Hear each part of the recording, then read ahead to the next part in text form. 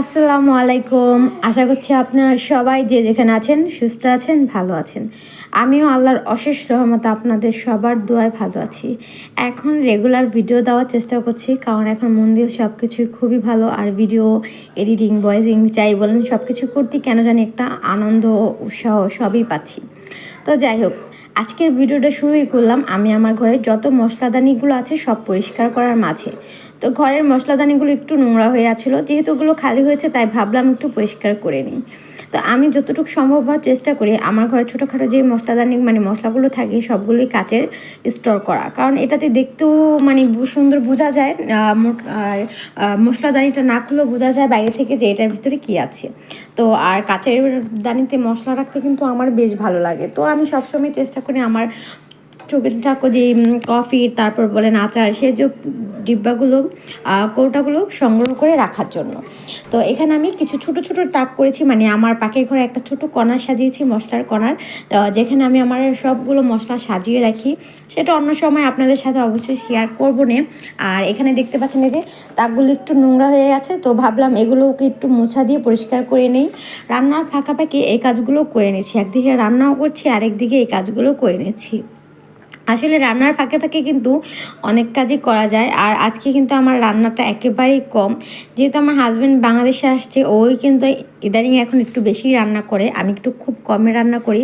তো আজকে আমি খুব মানে আগের দিনে তরকারি আমাদের ঘরে ছিল, তো আজকে তাই একটু খুবই সিম্পল একটু রান্না করব, জাস্ট ডাল আর মিষ্টি কুমড়োর ভাজি। তাই আমি ভাবলাম যে রান্নাটা আমিই করছি।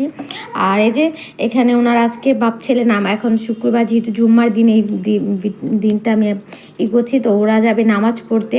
তো আমি ভাবলাম ওদেরকেও একটু বিদায় দিই। আর এইটা যখন আমি অন্যান্য ব্লগদার দেখছি যে বাবা ছেলেরা নামাজ পড়তে যায়, আমি তখন এতটা মিস করেছি যে আমি কবে এই জিনিসটা শ্যুট করতে পারবো। তো যাই হোক, ফাইনালি আজকে আমিও পারলাম। এই যে এখানে বাবা ছেলে দুজনে নামাজ পড়তে যাচ্ছে, তো সবাই ওনাদের জন্য দোয়া করবেন যাতে ওনারা সুস্থ থাকে, ভালো থাকে। তো যাই হোক, এখন কিন্তু আমার ছেলে মেয়ে ভীষণ খুশি, সব জিনিসের ভিতরে ওরা খুবই আনন্দ করছে। আসলে বাবাকে যেহেতু এতদিন পর ওরা কাছে পেয়েছে, অবশ্যই ওরা এখন খুশি থাকবে, আনন্দ থাকে, এটা কিন্তু স্বাভাবিক। তো ওরা কিন্তু এখন খুব আনন্দ করে, বাবার সাথে খেলা করে, তো ঘুরতে যায়, বাইরে যায়, সব জিনিস মিলিয়ে কিন্তু আমাদের দিনগুলো আলহামদুলিল্লাহ আলহামদুলিল্লাহ আলহামদুলিল্লাহ খুব ভালো কাটছে। এখানে যে আমি দেখছেন মিষ্টি কুমড়োগুলো সুন্দর করে ভাজি করব, তো একটু কুটে নিচ্ছি।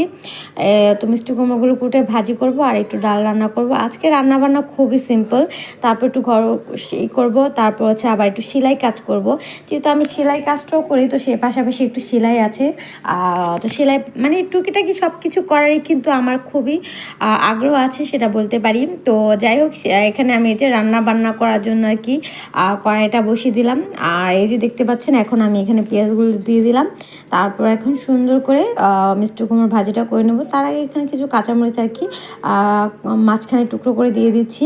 হ্যাঁ, শুরু থেকে শেষ পর্যন্ত যারা এখনও আমার ব্লগটা দেখছেন তাদের সবাইকে অসংখ্য অসংখ্য ধন্যবাদ। যারা এখন আমার এই ছোট্ট চ্যানেলটিকে সাবস্ক্রাইব করেনি, তারা যদি চান তাহলে অবশ্যই সাবস্ক্রাইব করে দিতে পারেন। আর আজকে আমার ভিডিওটা আপনাদের কাছে কেমন লাগলো সেটা ছোট্ট একটা কমেন্টের মাধ্যমে আমাকে জানাতে পারেন।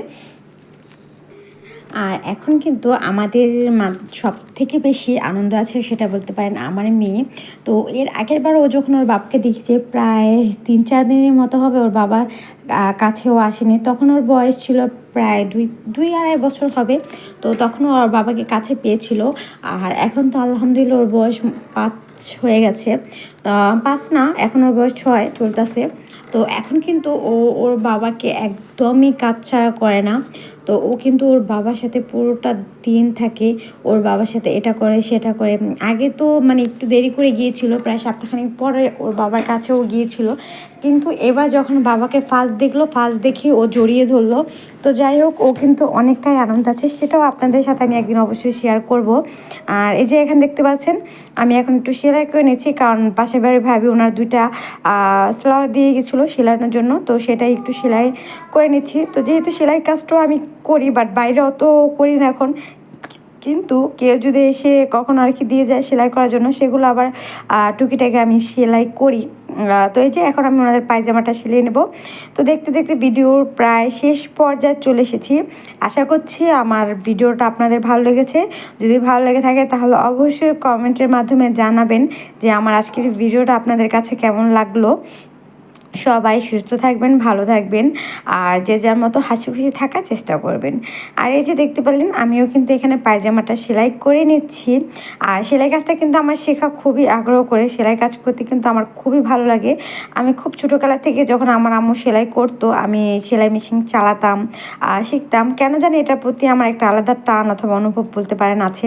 তো যাই হোক, আলহামদুলিল্লাহ মেয়ে হওয়ার পর তো এখন প্রপারলি ভালোই সব কিছুই সেলাই করতে পারি। আমার মেয়েকে কিন্তু এখনও সব জামা ড্রেস যাই বলেন সবই আমি তৈরি করে দিই। রিসেন্টলি মেয়ের জন্য আরেকটা ড্রেস তৈরি করেছি, সেটার একটা ব্লগ আপনাদের সাথে অবশ্যই শেয়ার করব। তো আশা করছি আপনারা সবাই তার জন্য আমার চ্যানেলটা যারা যারা এখনও সাবস্ক্রাইব করেনি তারা অবশ্যই সাবস্ক্রাইব করে রাখবেন। তাহলে আশা করি আপনারা সবই একটু একটু সবই আপনাদের সাথে শেয়ার করব। তো যাই হোক, সবাই সুস্থ থাকবেন, ভালো থাকবেন। আল্লাহ হাফিজ।